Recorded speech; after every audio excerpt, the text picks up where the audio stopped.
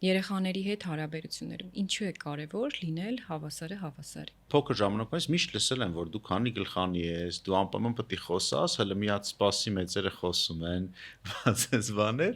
որը որ ինձ թվում է մեր ազգի մեջ այդ հմտությունը, որը որ պետք է շատ իրականում ահավոր պետք է կան հմտությունը հաղորդակցման հմտությունը ինքը բթացրել է, ինքը ինչ որ խեղաթյուրել է։ Ծնողներս կոտրել են այդ։ Կնոջս ծնողներն էլ իրանց մոտ ես ուղղակի շոկի մեջ եմ, թե ինչքան է կարևորվում, հա, այդ հարաբերությունը հավասարը հավասարին։ Եվ ինչ ենք շահում,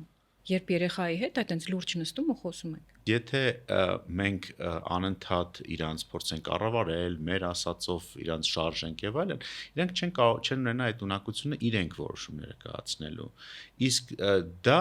անընդհատ ստիպելու է, որ մենք իրանց փոխարեն ինչ-որ բաներ անենք։ Իսկ ես ճիշտն ասած հավես չունեմ։